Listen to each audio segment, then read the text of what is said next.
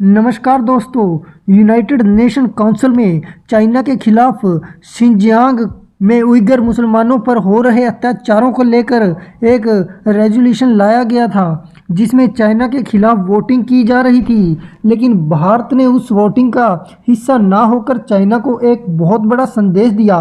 पर इस वोटिंग का ना हिस्सा होने की वजह से भारत में ही भारत सरकार की इस कदम को लेकर बड़ी आलोचना हो रही है। लेकिन भारत सरकार ने वोटिंग का हिस्सा ना होकर भी चीन को बहुत बड़ा कूटनीतिक संदेश दे दिया। अब आप पूछोगे ये संदेश कैसे हुआ? दोस्तों, मैं आपको बताना चाहता हूँ, अगर भारत इस वोटिंग में चीन के खिलाफ अपना वोट दे देता तो आज यूनाइटेड नेशन में चीन के वीगर मुसलमानों का मुद्दा एक बहुत बड़ी बहस का हिस्सा बन जाता। लेकिन उससे भारत को कोई फ़ायदा ना होता।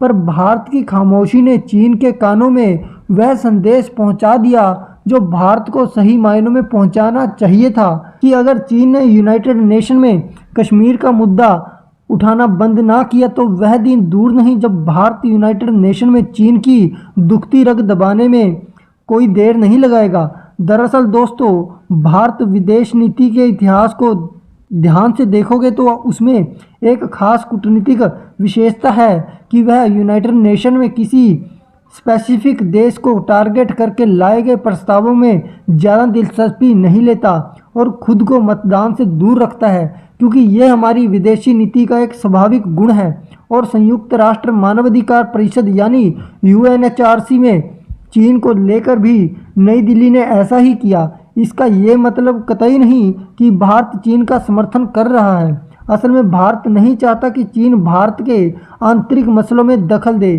क्योंकि 2019-2020 में ड्रैगन ने कश्मीर पर अनौपचारिक चर्चा का मुद्दा बनाकर यूएनएचआरसी सुरक्षा परिषद में लेकर गया था, लेकिन वह खारिज हो गया था। भारत ने चीन को संदेश दिया कि वह उसके आंतरिक मामलों में दूरी बनाकर रखे। मैं आपको बता दूं कि शिनजियांग के उइगर मुसलमानों पर यूएनएचआरसी में प्रस्ताव खारिज हो चुका है, क्योंकि यूएनएचआरसी के 47 मेंबरों में से 17 ने इसके पक्ष में और 19 ने इसके विपक्ष में मतदान किया।